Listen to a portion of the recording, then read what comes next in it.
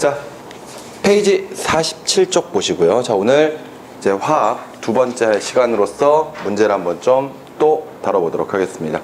자, 기존에 다뤘었던 문제가 조금 복잡한 화학 반응식을 만드는 문제랑 약간 좀 수수께끼 형태 같은 그런 문제였죠. 그랬는데, 자, 오늘도 역시 마찬가지로 화학의 어느 정도 정석을 보여주는 그런 문제들과 함께 약간의 여러분들이 어떤 문장으로 꾸며야 되는 그런 식의 문제들을 한번 공통적으로 한번 다뤄보도록 하겠습니다. 자, 일단 페이지 47쪽의 문제, 논술 문제 보시면 되겠고요. 바로 문제부터 먼저 보도록 하죠. 자, 논제는 지금 이제 세 가지의 논제 역시 세트 문항으로 제시가 되어 있습니다. 자, 바로 한번 살펴보도록 할게요. 자, 첫 번째. 재심은 나를 바탕으로 지구온난화를 유발하는 이산화탄소의 대기 중의 농도를 감소시킬 수 있는 방법 두 가지 이상을 제안하라 그랬습니다. 자, 일단 첫 번째 논제는요. 첫 번째 논제는 이산화탄소의 농도를 감소시킬 수 있는 방법, 그것을 이제 두 가지 제안해라 이랬습니다. 여러분들 지금 논제를 보지 않은 상태, 제시문을 보지 않은 상태에서 여러분들이 생각하는 이산화탄소의 농도를 줄일 수 있는 방법이 있죠. 그죠? 요즘 들어서 가전제품 같은 경우에도 이산화탄소 배출량을 각각 표시하면서 우리 제품은 저전력이고 저이산화탄소 배출량을 나타낸다 뭐 이러면서 막 광고를 하죠. 그만큼 이제 점점 온실효과에 의한 지구온난화 문제가 점점 심해지고 있다는 것을 단편적으로 보여주고 있는 내용이라고 생각하시면 되겠습니다. 그러다 보니까 아마 기존에 여러분들이 이산화탄소의 농도를 감소시킬 수 있는 방법, 아마 이런 것들에 대해 여러 가지 좀 들어본 적이 있을 거거든요. 그랬을 때 아마도 여러분들 이산화탄소 농도를 감소시킬 수 있는 이런 방법에 대해서 아마 생각하고 있는 게 있을 거예요. 그런데 그런 생각들을 적으시면은 과연 이 문제는 좋은 점수를 받을 수 있을 것인가? 문제에서 분명히 재심은 나를 바탕으로 라는 이야기를 했습니다. 그 말인즉슨 재심문에서 나오는 내용들로 가지고 이산화탄소의 농도 감소 방법을 두 가지 정도 제시하라 이거죠. 그지? 그러니까 여러분들 논술 문제를 풀 때는 논제에 충실해야 됩니다. 아시겠죠? 논제에서 원하는 대로 그대로 가셔야 돼요. 그런 과정이 제시문을 보고 내가 제시문을 충분히 이해를 하고 사용을 했다는 걸 보여주셔야 된다는 이야기입니다. 여러 가지 내용들이 있을 거예요. 이산화탄소 농도 감소하는 방법 여러 가지가 있을 수 있겠지만 그 중에서도 특히 제시문 나에서 여러분들이 찾을 수 있는 방법을 두 가지 이상 제시해봐라. 이런 이야기가 되겠죠. 됐나요? 자, 계속해서 두 번째 과정을 보시면은요. 제시문 가의 그림 1의 이산화탄소 농도 변화를 살펴보면 1960년도에는 1세제곱센티미터의 공기 안에 315ml의 이산화탄소가 존재하였으나 2010년에는 같은 부피당 390ml의 이산화탄소로 증가를 하게 됩니다. 그런데 이 이산화탄소의 증가 원인은 여러 가지가 있을 수 있겠지만 오로지 프로판가스의 연소에 의한 것이라고 가정을 할 것이고요. 이산화탄소가 증가하기 위하여 연소된 프로판가스의 질량을 여러분들 보고 제시를 하라 했습니다. 자, 결과적으로 2번은 우리가 화원에서 다루는 양적 관계 부분이네요. 그죠? 여러분들 프로판가스 하면 이제 우리가 지금 요즘은 프로페인이라고 이야기하는 것이죠. 그지? C3H8입니다. 그지? 프로판가스의 연소 과정을 통해서 이산화탄소가 생성될 거예요. 그랬을 때 그 생성되는 이산화탄소를 만족하기 위한 요 프로판가스의 질량을 계산하는 문제입니다. 딱 봐도 양적 관계구나 이런 거 쉽게 확인할 수 있겠죠. 자, 계속해서 세 번째로 가볼까요? 해수 속에 용해된 이산화탄소가 칼슘 이온과 반응하여 탄산칼슘을 형성하는 반응은 다음과 같다 하면서 전체 반응식들을 전체적으로 4개의 단계의 화학 반응식을 보여줬네요. 위 반응 단계 중 반응 속도가 가장 느려 전체 반응 속도를 결정하는 단계는 무엇인지 제시문 다를 근거로 이유와 함께 제시하라 그랬고요. 또한 해수가 산성화되는 것과 염기성화되는 것 중에 어느 쪽이 이산화탄소의 용해 및 탄산칼슘 침전물의 형성을 촉진할 것인지 그 이유를 쓰라 그랬습니다. 자, 지금 현재 세 번째는요. 화투의 문제입니다. 화투 문제인데 화학 2에서 다뤄지는 부분인데요. 단계별 화학 반응식을 봤을 때 단계별 화학 반응식에서 반응 속도를 보라는 이야기입니다. 반응 속도. 그러면서 물어보는 게 이제 실제적으로 전체적인 반응 속도를 결정하는 단계가 무엇이냐 이렇게 이야기를 했거든요. 자, 이 부분은 실제로 화투를 좀 다뤄보는 학생들만 이제 내용들을 어느 정도 이해를 할 수 있을 거라고 생각을 합니다. 어찌됐건 이 부분 풀 때 선생님이 다시 한번 좀 이야기를 하도록 하겠고요. 바로 논제 1번부터 한번 해결을 해보도록 합시다. 자, 논제 1번을 풀기 위해서는 뭘 봐야 된다? 재심은 나를 봐야 된다. 자, 재심은 나를 보면서 이야기를 한번 좀 해볼까요? 자, 재심은 나는요, 지구상의 원시대기에는 현재보다 훨씬 많은 양의 이산화탄소가 존재하였던 것으로 추정이 됩니다. 뭐 여러분도 이미 알고 있죠. 원시대기 중에 존재하던 이산화탄소 중 일부는 광합성 생물체에 의한 탄소 고정화 과정을 거쳐 포도당과 같은 유기물로 전환되었고, 그보다 더 많은 양의 이산화탄소는 해수에 용해된 후 해수종의 칼슘 이온과 같은 무기물과 반응하여 탄산칼슘을 주성분으로 하는 석회석을 형성하여 지각성분을 구성하였다. 과거의 원시대기에서 현재 대기 성분으로 오는 과정에서 이산화탄소의 양의 변화를 지금 현재 설명하는 게 재심은 나거든요. 과거에 여러분들이 융합과학을 배울 때 과거 원시대기가 현재 대기로 바뀌면서 어떤 변화를 나타냈는지 그 양을 이 전체적인 대기의 조성비를 그래프로 표현하는 것을 예전에 본 적이 있었을 거예요. 과거에는 이산화탄소가 상당히 많은 양을 차지하고 있었습니다. 근데 지금 현재는 계속해서 줄어들어서 굉장히 적은 양을 차지하고 있죠. 그런데 예를 들어 원시 대기 성분에 존재하던 질소기체 같은 경우에는 현재까지 거의 양이 변화되지 않고 존재하고 있습니다. 그런데 이후에 처음에는 존재하지 않았었지만 광합성 생물이 등장하고 나서부터 그때부터 증가하기 시작한 기체, 바로 산소기체가 있었었죠. 아마 이거 여러분들이 과거에 이제 융합과학 할 때 아마 예전에 여러분들이 본 적이 있었을 겁니다. 이때 각각의 기체들이 이런 상태로 변화되는 까닭을 우리가 이제 설명할 수가 있는데, 질소기체는 안정한 기체이기 때문이죠. 그죠? 질소 자체가 너무 안정하기 때문에 다른 물질과 잘 반응하지 않아서 현재의 양이 거의 일정히 유지가 되었다, 이렇게 볼 수가 있습니다. 자, 산소 같은 경우에는 광합성 생물의 등장 때문이죠. 과거 원시 대기 성분에는 산소 기체가 없었습니다. 하지만 이때 광합성 생물들이 등장을 하고 나서 광합성을 하는 과정 중에 자연스럽게 대기 중에 산소 농도가 증가하였다, 이렇게 이제 우리가 해석할 수가 있죠. 그제? 자, 그리고 이산화탄소의 농도가 변화된 이유는 지금 교재에 나와 있는 것처럼 해수의 용해, 물에 녹아 들어갑니다. 해수의 용해 과정이 있었고요. 그 다음에 광합성 생물들이 광합성을 위한 재료로 사용했기 때문이겠죠. 그죠? 그런데 더 큰 영향을 미친 건 당연히 해수의 용해입니다. 됐나요? 자, 앞서 재심은 논제 1번에서 우리에게 물어봤던 건 뭐였습니까? 이산화탄소 농도의 감소 방법이었거든요. 근데 재심은 나를 이용해서 두 가지 이상을 서술하라 그랬습니다. 근데 재심은 나를 보면 뭐가 나와 있어요? 이산화탄소의 농도 변화된 것이 광합성의 재료로 사용됐다는 이야기가 나왔고, 그 다음에 해수에 용해됐다, 이게 나왔잖아요. 그 말은 뭐야? 이거 적으란 이야기지. 여기까지 무슨 말인지 이해가 됩니까? 그러면은 이런 재심은 논제 1번의 답안을 조금 더 좀 구체화 시켜가지고 좀 표현을 해보면은요, 이산화탄소의 농도를 줄이기 위해서 최초로 이야기가 나왔었던 재심은 나에 대한 내용이 바로 광합성에 대한 내용이었습니다. 그죠? 그러니까 결과적으로 광합성을 통해서 이산화탄소를 다른 형태로 바꾸면 되죠. 그지? 그런 것들을 이산화탄소 고정이라고 이야기하기도 합니다. 고정. 그러면은 이렇게 이제 이산화탄소를 고정시키기 위해서 여러분들이 할 수 있는 방법, 그렇죠, 바로 광합성 식물. 광합성 식물의 대량 증식 방법이 있겠죠. 이해되시나요? 이게 이제 첫 번째 방법일 겁니다. 두 번째는 뭘까요?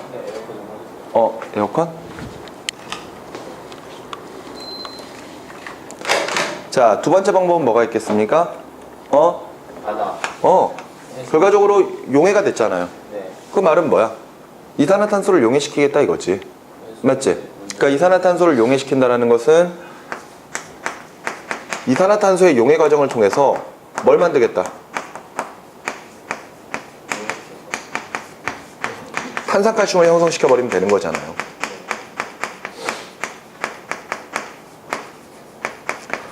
그런데 이게 약간 좀 말이 애매하긴 합니다. 그죠? 그렇다고 해서 바다의 양을 늘릴 수는 없잖아요. 바닷물의 양을. 바닷물을 차게 만들어요. 결과적으로 이제 용해가 어떻게 잘 일어나게끔 하면 되는지 그것들을 좀 생각해 주시면 되겠죠. 그치?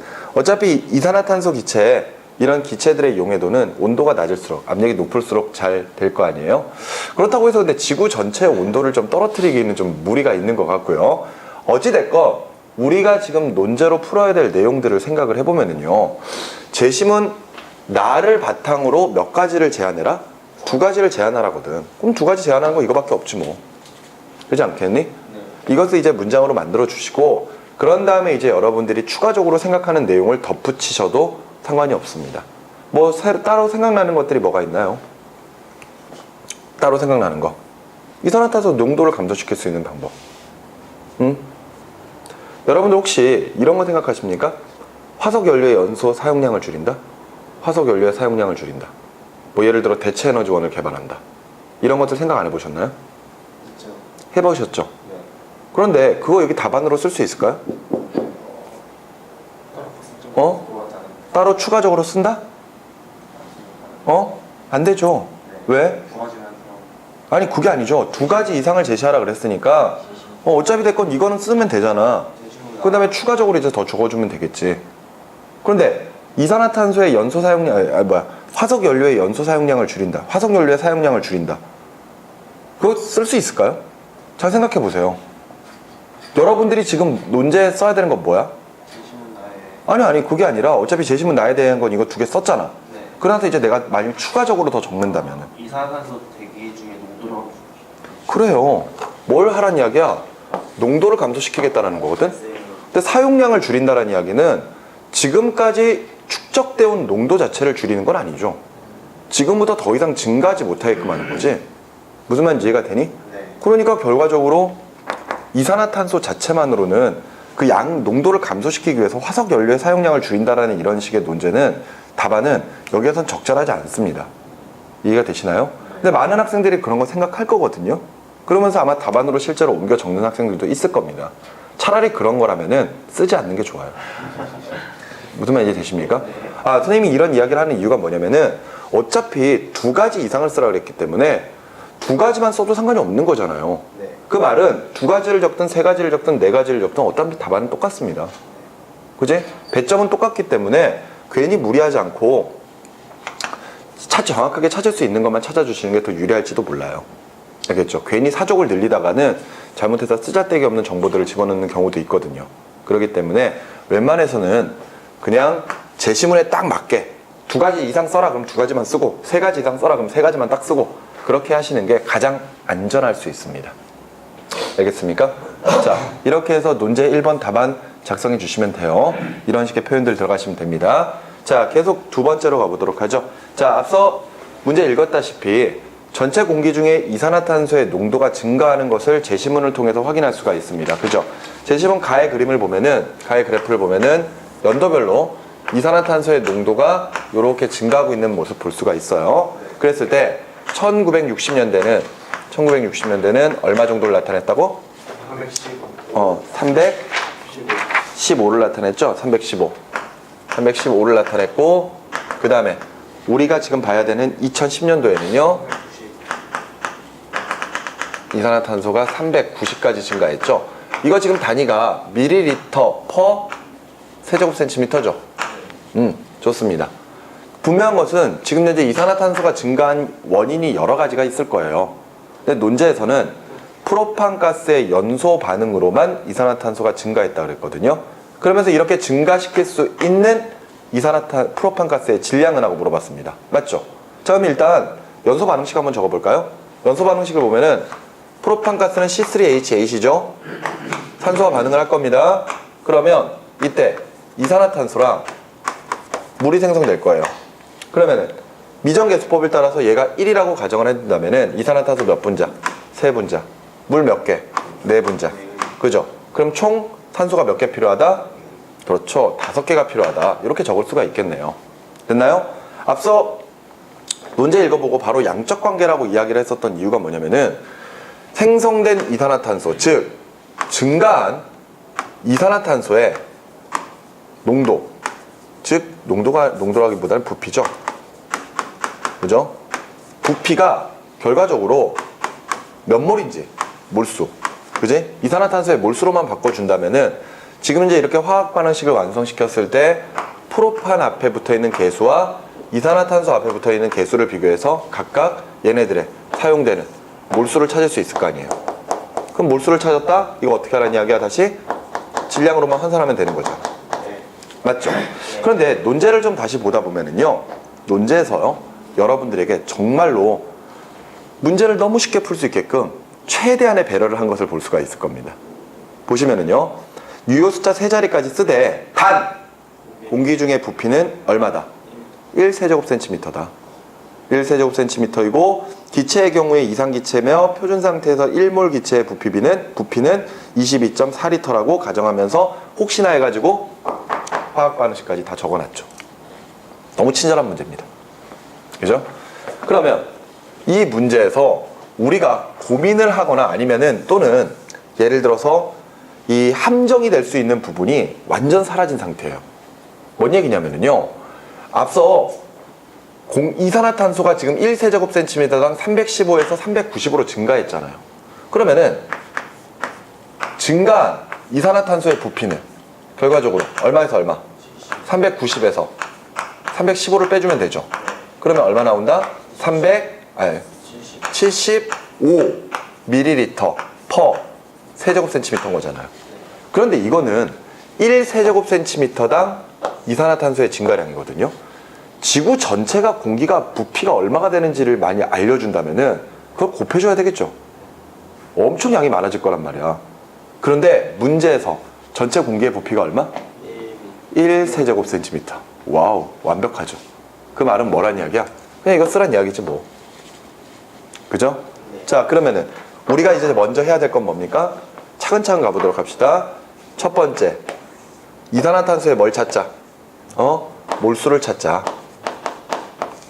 그죠? 몰수를 찾아주면 되겠죠? 자, 몰수 어떻게 찾으면 돼요? 앞서 지금 현재 온도와 압력 조건에서 기체 부피, 1몰 부피는 얼마다? 22.4리터다. 자, 거기서 몰수 찾을 수 있죠. 여러분들이 쓸 수 있는 공식은 몰수 N은 1몰 부피 22.4리터 분의, 그죠? 실제 부피로 넣으면 되지. 그지? 근데 실제 부피 단위가 뭐가 돼야 됩니까? 리터 단위가 돼야 되겠죠. 좋습니다. 그럼 여기에 넣어서 한번 계산을 해보자고요. 그러면은 이산화탄소의 몰수 N은 22.4분의 4리터 분의, 오케이? 얼마 나왔어? 75ml. 맞습니까? 그럼 얘 리터로 환산을 시켜줘야 될 거 아니에요. 그죠? 리터로 환산시켜주면 얼마? 0.075 리터가 되겠네요. 됐습니까? 요거 몇 몰인지 나오겠죠? 그죠? 이렇게 해서 이제 몰수 계산하시면 됩니다. 이렇게 몰수 계산하시면은 3.348 곱하기 10에 마이너스 3승 몰만큼이 나올 거예요. 숫자 되게 작습니다. 됐죠? 자, 이렇게 해서 뭘 계산했어요? 이산화탄소의 몰수. 자, 그럼 이제 두 번째 뭐 할까요? 두 번째는 프로판의 몰수 찾으면 되겠지? 프로판 자체의 몰수를 찾을 겁니다. 어떤 방법으로 찾으시겠습니까? 개수비겠죠. 그죠? 지금 1대 3이니까, 그지? 1대 3이니까 결과적으로 프로판 가스의 몰수 C3H8의 몰수는 어떻게 계산된다? 몰수 어떻게 계산된다? 어떻게 계산하면 돼요? 이산화탄소 몰수 얼마야? 3.348에다가 곱하기 얼마 해주면 돼? 그렇죠. 3분의 348이 아니지? 348 곱하기 10의 마이너스 3승에다가 곱하기 얼마? 3분의 1 해주면 되겠네요. 네. 그럼 얼마 나와요? 더 작게 나오겠네요. 그죠? 이렇게 계산하시면은 약 1.116 곱하기 10의 마이너스 3승 몰 정도가 나옵니다. 여러분도 혹시 이 단위 알고 계시나요?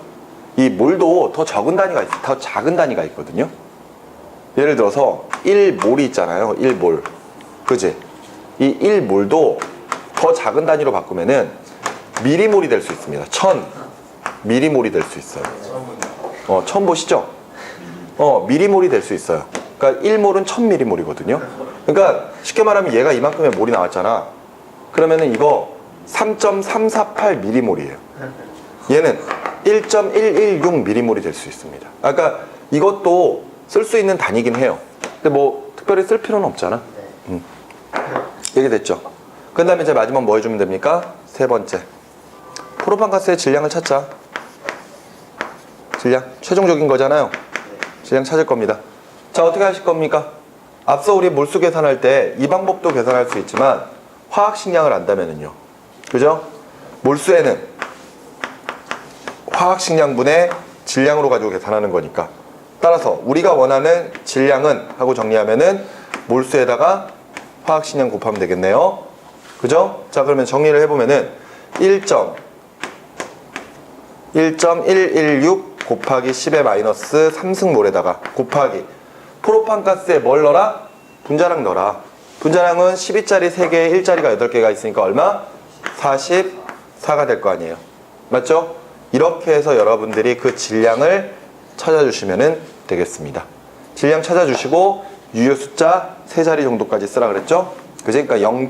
얼마 정도 나오겠죠? 그런 다음에 단위는 뭘 붙여야 돼? 그람 단위 붙여줘야 되겠죠. 무슨 말인지 이해되십니까? 그람 단위 붙여주셔야 돼요. 이렇게 해서 2번 논제도 여러분들이 해결을 해주시면 되겠습니다. 자, 계속 이어서 3번으로 한번 계속해서 가보도록 할게요.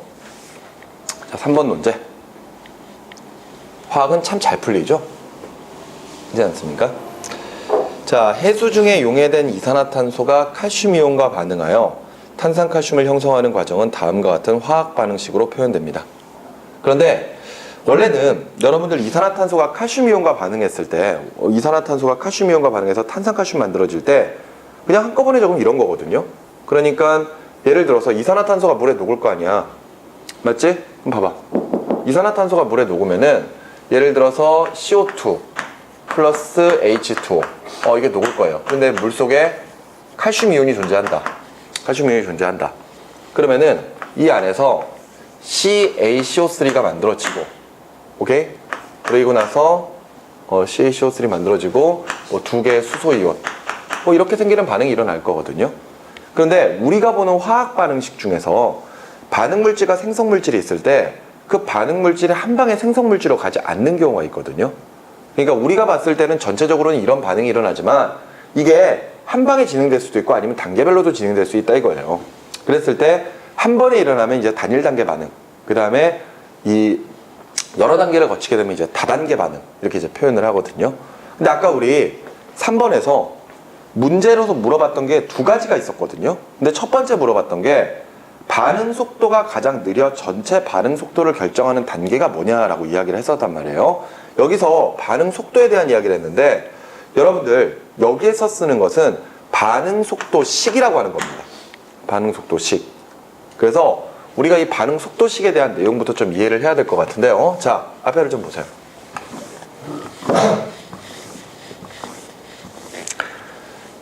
앞서 이야기했던 것처럼 이거 화투 개념입니다. 알겠죠? 자, 무슨 이야기냐면요, A와 B가 반응을 해서 C와 D가 될 거예요. C와 D가 될 건데 이때 각각 앞에 개수가 A, B, C, D 뭐 이렇게 붙어 있다고 칩시다. 알겠죠? 우리가 보통 반응 속도를 계산하려 그러면은 단위 시간당 반응물의 농도 감소량 또는 단위 시간 동안 생성물의 농도 증가량 이런 것들로 계산을 하죠. 근데 또 다른 방법으로 얘네들의 초기 농도를 가지고 반응 속도를 비교하는 식이 하나가 있거든요. 오케이? 그러니까 몇 배 빨라질 것이다 뭐 이런 것들, 그것을 우리가 이제 반응 속도식이라고 표현하는데 그 반응 속도식은 V는 한 다음에 일정한 상수값 K가 필요합니다. K가. 그리고 나서 각각 반응 물질의 초기 농도, 그러니까 A의 농도 이렇게 집어넣어 주고요. 마찬가지로 반응 물질이 또 하나 더 있다면은 B의 농도 이렇게 표현을 한 다음에 요 위에다가 각각 차수라고 부르는 제곱 숫자를 넣어 주거든요. 이때 이것을 각각 M과 N 이렇게 표현을 합니다. 알겠습니까? 근데 이 M과 N이라고 하는 게 각각 차수라고 표현하면서 A에 대해서는 M차, B에 대해서는 N차, 그리고 전체에 대해서는 M 플러스 N차 이렇게 표현을 하거든요. 근데 얼핏 보면은 왠지 모르게 요 M이나 N이라고 하는 차수에다가 뭘 넣어야 될 것 같니? 앞에 붙어 있는 개수를 넣어야 될 것 같잖아요. 그런데 이 차수라고 하는 것은 개수와는 관련이 없습니다. 엄밀히 따지자면은 차수는 개수가 맞아요. 차수는 개수가 맞거든? 근데 이게 관련이 없다라고 이야기하는 이유가 뭐냐면요. 지금 현재 A와 B가 반응해서 C와 D가 될 때 이 반응이 단일 단계 반응인지 다단계 반응인지를 모르기 때문입니다. 무슨 이야기냐면 단일 단계 반응, 그러니까 중간에 어떤 생성물 같은 거 안 만들고 그냥 한 방에 빵 하고 C랑 D로 딱 가버리잖아요. 그러면은 무조건 M과 N이라고 하는 차수에 개수 A와 B를 넣어주면 됩니다. 그런데 이게 다단계 반응이라면은요, 실험을 통해서만 차수를 결정할 수가 있어요. 그러니까 예를 들어서 지금 현재 서로 간의 농도가 1과 1이야. 알았어? 그랬더니 속도가 V가 나왔어. 반응 속도가. 근데 A의 농도만 2배로 해보자 이거지. A의 농도만 2배로 바꿨어요. 그런 다음에 실험을 해봤더니 어라? 속도가 2배가 됐어. 혹시나 해가지고 A의 농도를 3배로 바꿔보거든? 그랬더니 반응 속도가 3배로 빨라져요. A 농도가 증가할수록 반응 속도가 빨라지네. 그랬을 때 2배, 3배로 커지니까 속도도 2배, 3배로 커지죠. 그러면 이때 농도에 비례해서 속도가 커지는 거잖아요. 그럴 때는 M은 1차 반응이다. 이렇게 적어주게 됩니다. 이때 1은 생략이 가능해요. 그런 다음에 B를 바꿔보는 거야. 2배, 3배 했더니 2배가 됐을 때 반응 속도가 처음 V보다 4V로 증가합니다. 그리고 3배를 했더니 9V로 증가해요. 그러면 2배, 3배가 됐는데 4배, 9배가 되죠. 제곱해서 커지고 있거든요. 그럼 B에 대해서는 2차 반응이구나. 이렇게 이제 표현할 수가 있다고요. 만일 반응 물질 중에 어떤 물질을 농도를 막 바꿔보는데 반응 속도에 변화가 없어. 그러면 그 물질은 반응 속도에 영향을 주지 못한다는 이야기거든요. 따라서 그런 경우에는 0차 반응이라고 그냥 표현을 합니다. 무슨 말인지 알겠습니까? 지금 만일 이런 화학 반응식이 나와 있다면, 오케이? 이런 화학 반응식이 나와 있다면 이때 반응 속도 V는 K, 이산화탄소의 농도에다가 물은 빼버리거든요. 물은 원래 빼, 농도할 때. 그런 다음에 칼슘 이온의 농도, 이걸로 계산하면서 각각 위에 뭐가 붙어야 돼? M과 N이라고 하는 차수가 붙어야 됩니다. 이게 단일 단계 반응인지 다단계 반응인지를 모르기 때문이거든요. 자, 그런데 확실한 거는 우리 교재에 나와 있는 것처럼 지금 현재 이 반응들을 4단계로 바꿔서 지금 이야기를 하고 있습니다. 특히나 단계 1부터 단계 3까지를 쭉 보시면은요, 지금 현재 이산화탄소가 물에 용해돼서 각각 수소이온과 탄산이온을 만드는 과정입니다. 맞죠? 이해되십니까? 그랬을 때 단계 1은요, 단계 1은 먼저 이산화탄소와 뭐가 만나요? 물이 먼저 만나죠. 그러면서 얘네들이 뭘로 바뀌죠? H2CO3 탄산으로 바뀝니다. 그런데 이거 지금 화살표가 양쪽으로 되어 있죠. 이런 반응을 뭐라 부르지? 그렇죠. 가역 반응이라고 표현합니다. 반응 물질만 넣어두든 생성 물질만 넣어두든 양쪽으로 반응이 진행돼서 나중에 평형 상태의 농도를 나타내게 되죠. 그지? 야, 그러면 여기서 반응 속도식을 한번 적어볼까? 반응 속도 V1 해봅시다.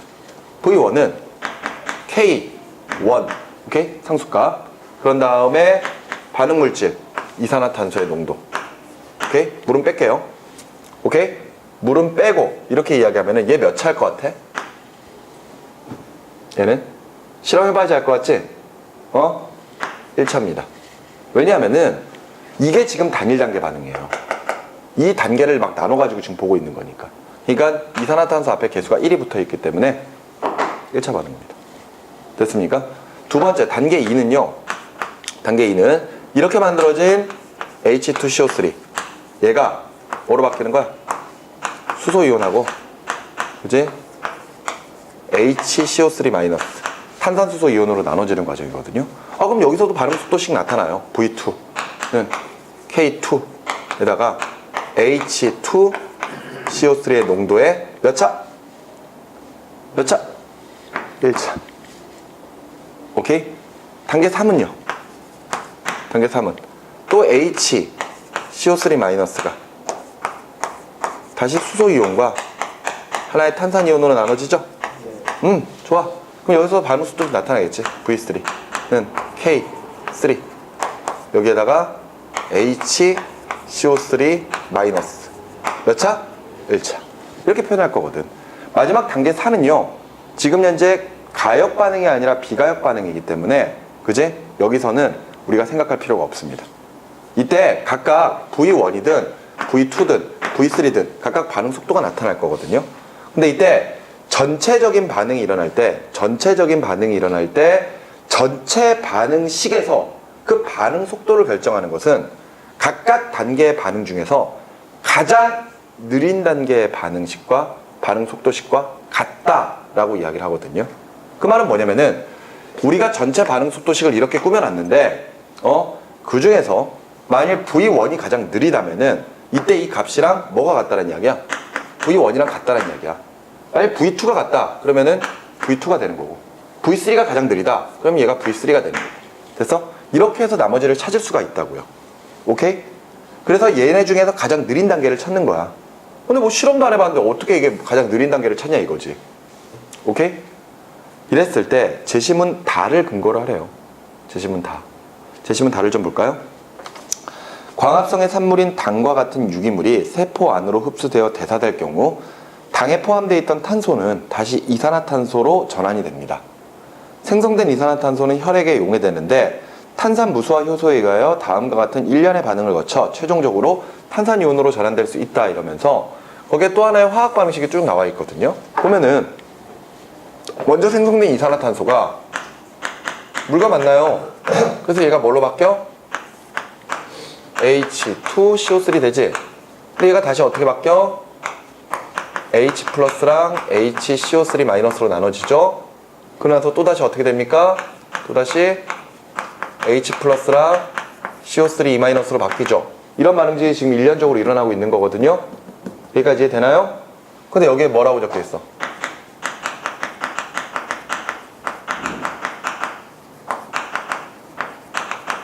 탄산무수화 효소. 이렇게 돼 있잖아요.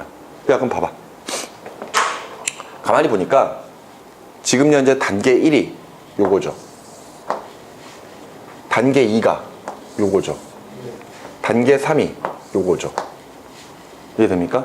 지금 이게 1번 단계고 이게 2번 단계고 3번 단계거든.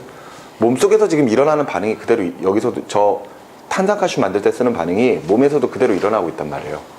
우리가 찾아야 되는 건 뭐? 가장 느리게 일어나는 화학 반응이야. 그럼 생각해봐라.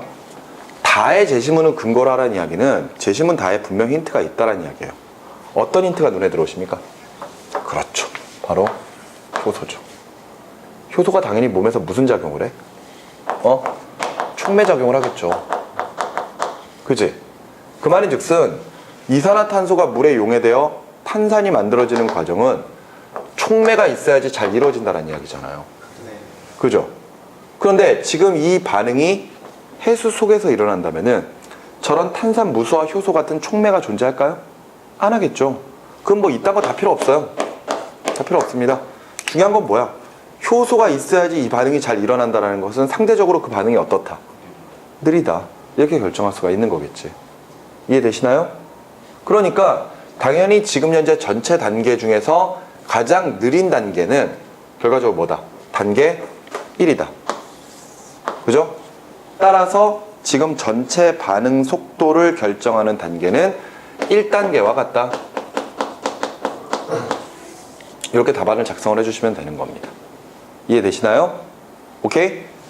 그리고 나서 하나 더 나왔죠. 해수가 산성화되는 것과 염기성화되는 것 중에 어느 쪽이 이산화탄소의 용해 및 탄산칼슘의 친전물의 형성을 촉진할 것인지 이유와 함께 쓰래요. 자, 아까 우리 적지 않았던 마지막 단계 4를 볼까요? 단계 4 같은 경우에는 물속에 녹아있는 칼슘이온과 4번이야. 칼슘이온과 이산화탄소 용해 과정에서 생긴 탄산이온이 합쳐져서 뭐가 만들어져요? CaCO3 탄산칼슘 형성하는 과정이죠.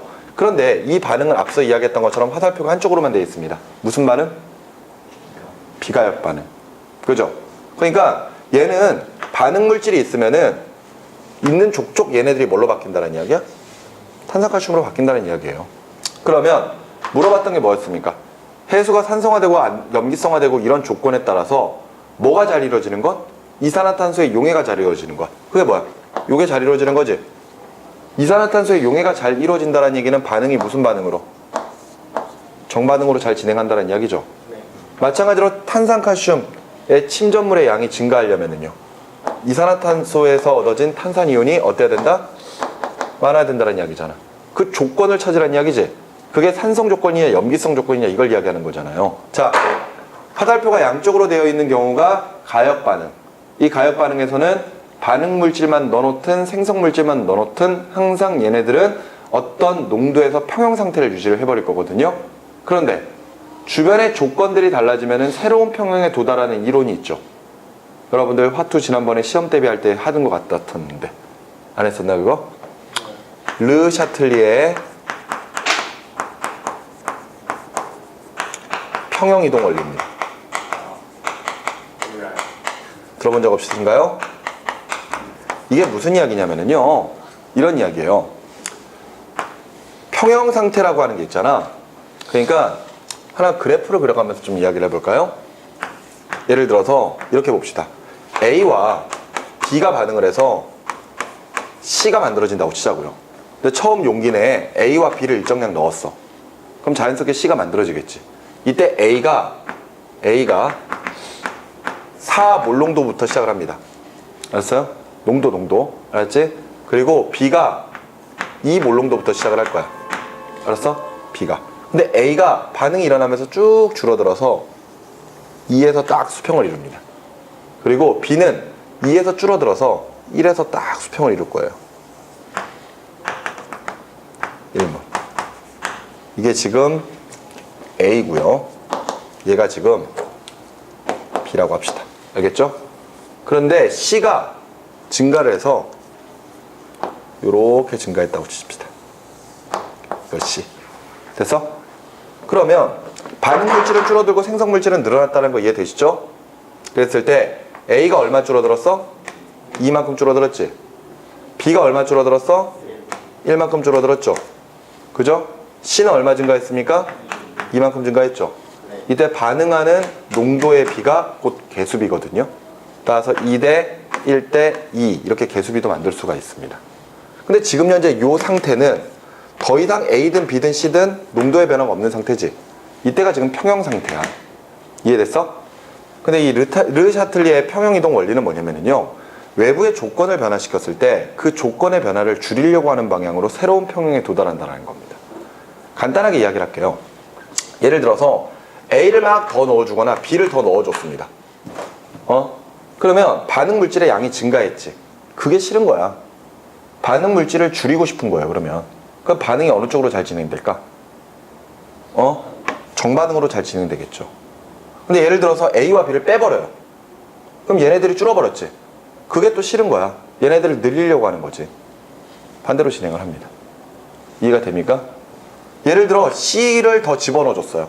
그럼 C를 줄이려고 역반응이 진행됩니다. C를 빼버려요. 그러면은 정반응으로 진행되겠죠. 여기까지 이해되시나요? 이렇게 얘네들의 농도를 변화시켜도 이런 일이 벌어지고요. 또는 모두 기체인 경우에는 압력의 변화를 일으켜도 됩니다. 압력을 높이잖아요? 그럼 압력을 줄이고 싶어요. 근데 기체들은 기체 몰수에 따라 압력이 정해지죠. 그러니까 예를 들어서 압력을 증가시키면 압력을 줄이기 위해서 기체 분자수가 적은 쪽으로 막 갑니다. 반응 물질 쪽은 2 더하기 1이니까 3이고 생성 물질은 2잖아요. 그럼 기체 분자수를 줄이려면은 정반응이 막 잘 진행되는 거야. 반대로 압력을 감소시켜버려요. 그럼 압력을 증가시키려고 하거든요. 그러면은 기체 분자수가 많아지는 역반응이 진행됩니다. 반응을 하다 보면은 정반응이 흡열이고 역반응이 발열인 경우도 있겠죠. 아니면 그게 거꾸로 되든지. 그럼 온도를 낮춰버리면은 온도를 높이는 방향으로 진행합니다. 그게 이제 발열 반응 쪽으로 진행하겠죠. 반대로 온도를 높여버리면 온도를 낮추려고 흡열 반응 쪽으로 진행을 해버려요. 그게 바로 르 샤틀리에의 평형 이동 원리거든요. 생각해 보세요. 이산화탄소의 용해가 잘 이루어진다는 것은 단계 1의 반응이 어느 반응으로 진행돼야 된다? 정반응으로 진행돼야 된다는 이야기거든요. 네. 그리고 탄산칼슘 침전물의 양을 증가시키기 위해서는 탄산이온의 농도가 증가를 해야 될 거 아니에요. 그러면 얘가 증가하려면 얘가 많이 만들어져야 되지. 그지? 그러면 안에 단계 3반응도 뭐가 잘 이어야 된다는 얘기야? 정반응이 잘 진행돼야 된다는 얘기잖아요. 네. 그러려면은 얘가 많아야 된다는 이야기니까 결과적으로 단계 2도 어떤 반응으로 잘 진행돼야 된다? 정반응으로 잘 진행돼야 된다. 자연스럽게 얘가 많아지기 위해서 정반응으로 진행돼야 되겠죠. 그러니까 결과적으로 이산화탄소가 많이 용해되면 많이 용해될수록 결과적으로는 얘가 잘 많이 만들어지기 때문에 탄산칼슘의 이온의 농도가 탄산칼슘 침전물의 양이 증가하게 될 겁니다. 됐습니까? 그런데 우리가 바꿔야 되는 조건은 해수가 산성화되느냐 또는 염기성화되느냐가 밖에 없는 거거든요. 그 말은 생각해 보세요. 해수가 산성화가 될 거야.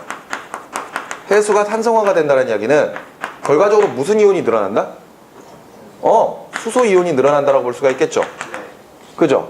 반대로 염기성화 된다는 이야기는 수산화 이온의 농도가 증가한다는 이야기가 될 거 아니에요. 한 번씩 해보자. 자, 봐봐라. 만일 산성화 됐다고 칩시다. 그러면은 바닷속에 뭐가 많아져요? 수소 이온들이 많아지죠. 이때 비가역 반응은 신경 안 쓰셔도 돼요. 왜? 어차피 정반응밖에 진행이 안 되니까. 가역 반응만 보시면 되거든요. 자, 수소 이온 증가합니다. 수소 이온이 증가해요. 그러면은 결과적으로 이게 많아지는 거지. 그러면은 얘가 많아지니까 그게 싫을 거 아니야. 줄이려고 하겠지. 어느 반응으로? 역반응으로 진행되겠죠. 자, 얘가 많아집니다. 그러니까 얘가 많아지니까 또다시 얘를 줄이려고 하겠지. 그지? 반응은 어느 쪽으로? 역반응으로 진행하겠죠, 계속. 그런 다음에 얘가 또 늘어나 버리니까. 그죠? 다시 또 줄이려고 할 거 아니야. 어떻게? 역반응으로 진행되죠. 그 말은 뭐예요? 물속에 용해됐던 이산화탄소 기체조차 빠져나와 버린다는 이야기지. 그럼 얘도 당연히 줄어들 거고. 얘 줄어들겠지? 맞지? 얘가 늘어났으니까 얘가 반대로 보내버리려면 얘를 써버릴 거 아니야. 오케이? 그럼 얘는 아니네요. 그럼 어떻게 하면 돼요? 이번에 염기성화되는 거 조건 한번 볼까? 염기성화되는 조건? 수산의 은혜수가 늘어납니다. 그럼 뭐 어떤 반응이 일어나요? 수소이온하고 중화 반응을 해버릴 거 아니야. 그러면 얘가 줄어들겠지. 얘가 줄어들지. 얘 늘리려고 할 거 아니에요. 그죠? 늘리려고 하니까 반응은 어느 반응으로? 정반응으로. 그럼 얘 줄어들겠네요. 그러니까 얘가 자연스럽게 줄어드니까 얘 또 늘리려고 하겠지. 거기다가 수산화 이온이 있으니까 얘 또 줄어들 거 아니야. 그러니까 반응이 어떻게? 또 정반응으로 진행이 되겠지. 그럼 얘 또 줄어드는 거잖아. 반응이 어떻게? 정반응으로. 따라서 해수가 어떻게 되는 조건? 염기성화되는 조건이 결과적으로 단계 1, 2, 3을 모두 정반응 쪽으로 평형 이동을 시킬 수가 있는 거죠. 정반응이 더 우세하게 나타날 수 있게끔 할 수 있기 때문에 이산화탄소의 용해도 많이 일어나고 당연히 탄산이온의 농도도 증가하기 때문에 탄산칼슘의 침전물의 양도 많아지는 결론을 얻을 수가 있겠죠. 이게 바로 지금 현재 3번에서 우리가 작성을 해볼 수 있는 답안이 되겠습니다. 자, 잠깐 동안 이거 칠판에 나와 있는 내용들 다시 한번 좀 정리를 해 주시기 바라고요. 칠판 정리하고 다시 하도록 하겠습니다. 시작해 봅시다. 자, 다음으로 넘어가셔서 페이지 52쪽과 53쪽에 나와 있는 인하대학교 출신 문제들 한번 좀 다뤄보도록 할게요. 자, 인하대학교 같은 경우에는 여러분들 중에서도 이제 좀 가고자 하는 학생들이 있을지 모르겠는데 인하대학교 논술은 상당히 논술 문제가 아주 교과 지식형 문제로 문제가 굉장히 잘 출제되는 편입니다. 그러니까 사실 선생님의 입장에서도 학생들을 가리키기, 그러니까 학생들을 준비시키기가 굉장히 좀 수월한 학교 중에 하나예요. 그러니까 수월하다라는 것은 문제가 쉽다 어렵다라는 개념보다는 문제가 되게 깔끔하게 떨어지는 편이 많습니다. 오케이? 그래서 물리든 화학이든 생명공학이든 문제가 굉장히 깔끔하게 좀 나오는 경우가 많고 충분히 교과 과정 지식 내에서도 풀 수 있는 유형의 문제들이 나오되 단 다양하게 이제 문제를 물어보기 때문에 여러분들이 논술 준비를 좀 하시면은 인하대학교 논술은 좀 할만하다라는 생각이 좀 해봅니다. 자, 한번 논제를 바로 한번 좀 보도록 할게요. 자, 시험관에 0.9%의 과산화수소 수용액 10ml를 넣고 소량의 이산화망간을 가한 후 발생하는 산소의 부피를 시간에 따라 측정하였더니 아래 그림과 같은 그래프가 나타납니다. 실험한 조건에서 반응 속도는 과산화수소의 농도에 비례하고 시간에 충분한 시간이 경과한 후 생성된 탄소의 부피는 60ml입니다. 이때 다음 논제에 답하라 그랬거든요. 자, 그래프를 보시면은요, 시간에 대한 산소의 부피를 지금 현재 그래프로 표현을 해놨습니다. 자, 보시면은요, 처음엔 산소가 전혀 없었죠. 그랬는데 산소가 이렇게 증가하고 있거든요. 산소 부피가 이렇게, 그죠? 이게 지금 산소 부피예요. 산소 부피. 자, 그랬을 때 지금 현재 더 이상 충분히 시간이 지난 후 이제 60이라 그랬으니까 뭐 이 정도 됐을 때. 이 정도 됐을 때가 지금 현재 산소가 60ml가 만들어진 것이다. 이렇게 이제 생각을 해놓고 문제를 한번 가보도록 하자고요. 먼저 1번에 반응 시작 후 20초 동안 산소에 대한 평균 반응 속도를 계산을 하라 그랬습니다. 자, 그럼 20초 한번 찾아볼까요? 20초 어느 정도 되죠? 40일 때 산소 부피가 40일 산소 부피가 40일 때? 그러면 이 정도로 보면 되겠네요. 여기 한 20초. 그랬을 때 여기가 지금 40ml 정도가 나와 있는 거죠. 됐나요? 이랬을 때 반응 속도 계산하라 그랬습니다. 평균 반응 속도 계산하라 그랬어요.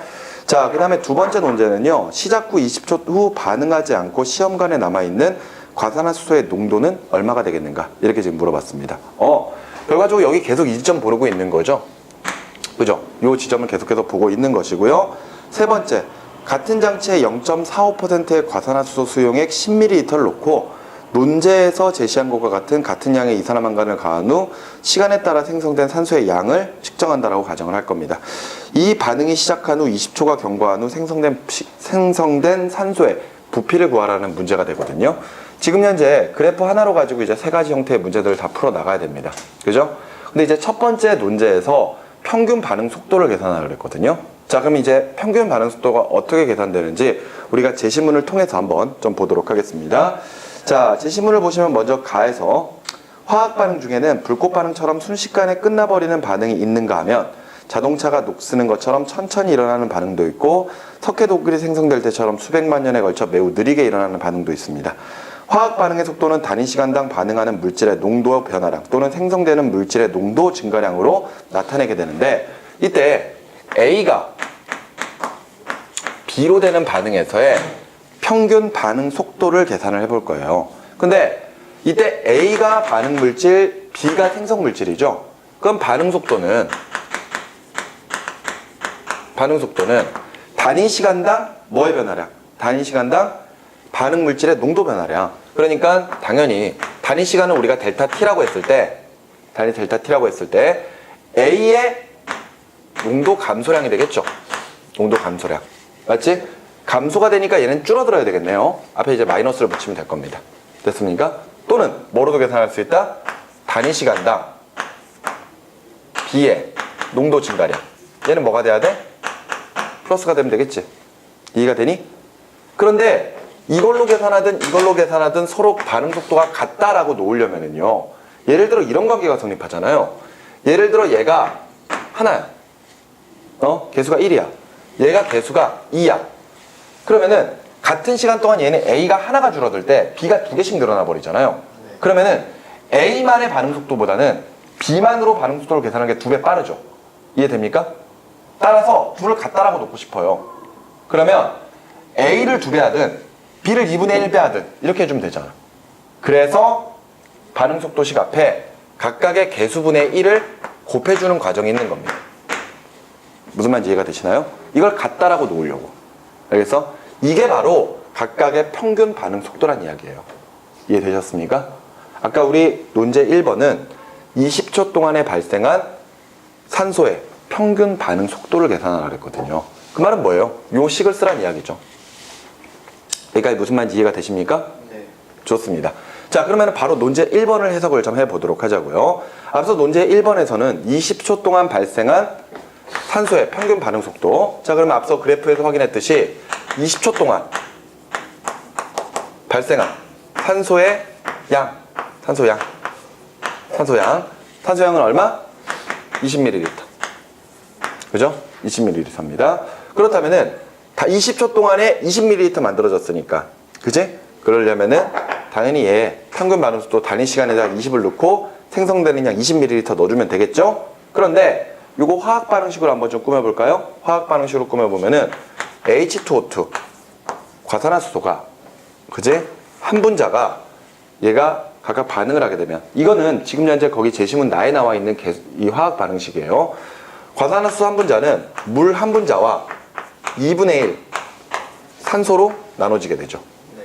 그러면은 예를 들어 내가 과산화수소의 농도가 감소하는 것으로 평균 반응 속도를 계산하겠다. 이러면 V는 단위 시간 델타 T분의 그제 과산화수소의 농도 또는 양의 증가량, 감소량 이걸로 계산하면 되겠죠.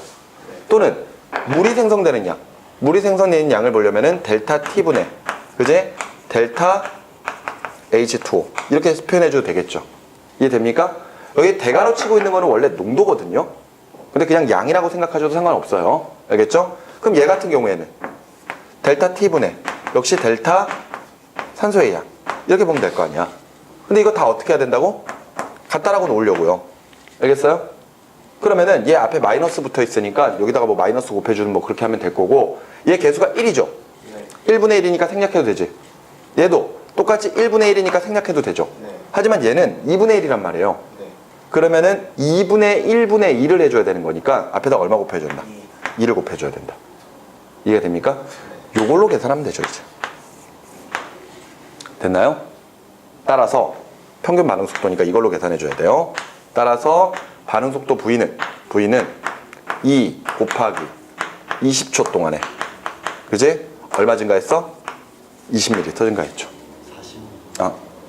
얼마? 40ml구나. 미안. 40. 여기가 40. 여기까지 이해가 됐습니까?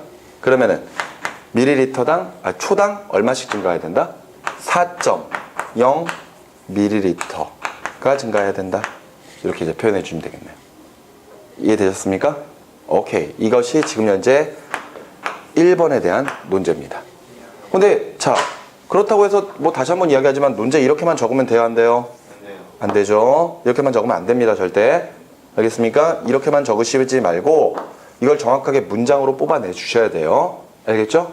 자, 계속해서 2번 논제입니다.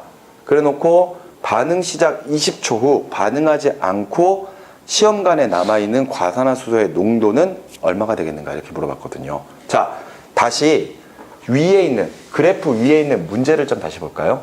그래프 위에 있는 문제를 다시 보면은요. 두 번째 줄에 이런 표현이 나와 있습니다. 실험한 조건에서 반응 속도는 과산화수소 농도에 비례하고 충분한 시간이 경과한 후 생성된 산소의 부피는 60.0ml라고 이야기했거든요. 자, 지금 현재 20초 때는 지금 현재 요거 산소의 부피가 얼마나 생성됐어요? 40만큼 생성된 거죠. 네. 그럼 이제 나머지 과산화수소들은 얼마까지 더 만들 수 있는 거야? 20ml만큼 더 만들 수 있는 거지? 네. 이해가 되니? 좋습니다. 그렇다면은 지금 현재 우리가 보고 있는 저 반응 속도 같은 것들을 보거나 아니면 아까 우리 논제 중에서도 이런 이야기가 나왔어요. 반응 속도는 과산화수소의 농도에 비례한다. 그 말인즉슨 과산화수소가 결과적으로 이게 쓰이면 쓰일수록 쓰는 양만큼 이제 산소가 만들어진다는 이야기죠. 그러면은 두 번째 문제 해결을 해보죠. 오케이? 지금 20초 동안 생성된 산소의 부피는 얼마? 40ml. 그죠? 그런데 60초 만에 최종적으로 생성된 산소의 부피는 얼마? 산소의 부피는 60ml. 그죠? 지금 우리가 처음에 사용했던 과산화수소는 0.9%의 농도를 가지고 있는 과산화수소의 농도죠. 네. 얘가 최종적으로 얼마까지 만들 수가 있다? 60ml 만들 수 있는 거야. 이해가 돼요? 그런데 이 농도라고 하는 게 뭐예요? 결과적으로 정해진 용액 속에 과산화수소가 얼마만큼 녹아있느냐 그걸 이야기하는 거잖아. 과산화수소가 결과적으로 산소를 만드는 과정은 얘네들이 있는 양만큼 일정에 만들어낼 거거든요. 맞죠? 여기가 무슨 말인지 이해가 됩니까? 그 말은 결과적으로 생성물질과 반응물질의 양은 서로 어떤 관계다? 비례관계다라는 이야기잖아. 여기까지 이해가 되니? 네. 그러면은 0.9%의 농도를 가지고 있는 과산화수소가 60ml의 산소를 만들 수 있다면 우리가 최종적으로 20초 뒤부터는 얼마를 만들게 돼요? 얼마 만들게 돼? 얼마 만들어? 20ml밖에 못 만들잖아. 그러면은 20ml 만들 수 있는 과산화수소의 농도가 얼마인지를 보면 될 거 아니에요. 그죠? 결과적으로 이 농도라는 게 그 안에 들어가 있는 과산화수소의 몰수비랑 똑같을 거란 말이지. 그러면 얘보다 얼마만큼 줄을 작으면 돼요? 3분의 1만큼 적으면 되겠죠. 그러면은 여기다가 얼마를 곱해주면 돼? 3분의 1을 곱해주면 되겠죠. 됐습니까? 3분의 1을 곱해주면은 얘 농도 얼마 나와야 돼요? 그렇죠. 0.3%의 농도를 가지고 있는 과산화수소다. 이렇게 생각하면 되겠지. 되니? 결과적으로 처음에 0.9%였는데 얘가 20초 동안에 40ml만큼 만들었잖아요. 그러면은 이 말은 과산화수소에 사용된 양이 처음 0.9%에 3분의 2만큼이 쓰였다는 이야기거든요. 그러니까 0.6% 사용이 된 거죠. 그죠? 그러니까 처음 0.9%에서 0.6%를 뺀 0.3% 이렇게 해도 답은 상관이 없는 겁니다. 결과적으로 생성물질과 반응물질이 비례하니까. 무슨 말인지 알겠니? 이렇게 해서 두 번째 논제 0.3%로 작성을 해주시면 되겠어요. 이해되셨습니까? 자, 그러면은 계속해서 세 번째 부분으로 가보도록 하죠. 자, 같은 장치에 0.45% 과산화수소 수용액 10ml를 넣고 논제와 같이 제시한 이산화망간 소량 집어넣고 산소의 양 측정할 거예요. 20초가 경과한 후 생성된 산소의 부피를 측정하라 그랬습니다. 근데 봐봐. 아까 우리 2번에서 논제를 풀다가도 이런 이야기를 했거든요. 결과적으로 지금 현재 반응 속도는 과산화수소 농도에 비례한다. 뭐 이런 식의 이야기도 나왔고, 지금 현재 40ml 만들었을 때 그 안에 과산화수소가 몇 퍼센트 남아있다? 0.3%가 남아있다 그랬거든. 그런데 지금 아까 요 그래프가 0.9%의 과산화수소를 가지고 사용을 했을 때 이 그래프가 나오는 거죠. 그럼 생각해 보세요. 0.45% 그러니까 0.9%에서 0.45%로 바꾸게 되면은 농도가 반으로 줄는 거니까 생성되는 산소의 부피도 어떻게 될까요? 절반으로 줄어들겠죠. 그러면은 절반으로 줄어들면 30밖에 못 만들겠네요. 그죠? 그런데 이때 또 하나 주의할 점은 뭐냐면요. 과산화수소의 농도가 줄면은 그만큼 반응 속도도 느려지거든. 이해가 되니? 그럼 여기다가 그냥 이렇게 그려가지고 30 이렇게 하면 돼요, 안 돼요? 안 된다는 이야기지. 요 그래프의 기울기가 뭘 의미하니까? 반응 속도를 의미하는 거니까 이렇게 그리면 안 되겠죠. 그럼 어떤 방법이 있을까요? 줄기가 결과적으로 얘가 지금 현재 최종적으로 만들어낼 수 있는 부피가 얼마? 30ml거든? 맞지? 그러면 앞서 0.9%가 여기서부터 출발해가지고 60까지 만들어낸다면은 거기에 딱 절반만큼 갔을 때, 즉 30ml가 만들어진 지점, 바로 요 지점이 지금 몇 퍼센트다? 몇 퍼센트다? 0.45%라는 이야기잖아. 이해가 돼요? 네. 그러면은 여기서부터 그래프의 X축과 Y축을 만들어주면 되겠죠. 이해가 되니? 여기를 원점 0이라고 보면 되는 거잖아. 이해가 돼? 그러면은 45%의 농도를 가지고 있는 과산화수소 그래프는 이런 모습이 될 거란 말이에요. 이거 그대로. 이해가 되시나요? 자, 그럼 보자. 그래 놓고 문제는 뭐야? 20초 만에 생성된 산소의 부피거든. 맞지? 20초 동안. 그러면 봐봐. 여기가 너네들 찾아봐라. 대략 몇 초처럼 보이니? 30ml가 있는 지점 몇 초 정도 돼 보여요? 13초. 한 13초 정도 됩니까? 네. 좋습니다. 한 13초 정도라고 봅시다. 그러면 여기서 20초 뒤면 얼마 정도 돼야 돼? 33초? 그럼 33초만 이 정도 되려나? 딱 20만. 33초? 네. 그러면 요 그래프 그대로 가봐요. 50이. 얼마 나와요? 50 나오죠? 네. 그 말은 뭔 얘기야? 얼마 생성됐다? 그렇죠. 20ml만큼 생성됐다. 이렇게 볼 수 있죠. 따라서 지금 현재 20초가 경과한 후 생성된 산소의 부피는 얼마인가? 이렇게 물어보면은 그래프를 통해서 이렇게 20ml만큼 생성됐다 표현할 수 있습니다. 아니면은 나는 그래프로 못 풀겠다 이렇게 해도 상관이 없죠. 자, 아까 3번에서 논제 3번 아까 제시문에서 반응 속도가 뭐에 비례한다? 반응 속도가 반응 물질의 농도에 비례한다 그랬죠? 이 말이 나왔기 때문에 이렇게 쓸 수 있어요. 0.9%의 과산화수소의 반응 속도가 얼마였어? 4.0ml/초 아니었습니까? 그죠? 그러니까 0.45%의 농도를 가지고 있는 과산화수소라면은 절반이 돼야 되겠죠? 그럼 얼마 돼야 돼? 2.0ml/초가 될 거 아니야. 이게 평균 반응 속도라고. 그러면은 여기다가 몇 초 곱하면 돼? 20초 곱하면 되지 뭐. 그래도 얼마 나와요? 얼마 나와? 이거 40ml 나오네? 한번 있어봐. 아니지. 4.0. 아, 이거 이렇게 계산하면 안 되겠구나. 반응 속도가 반응 물질의 농도에 비례한다 그랬죠? 10초, 20초. 40.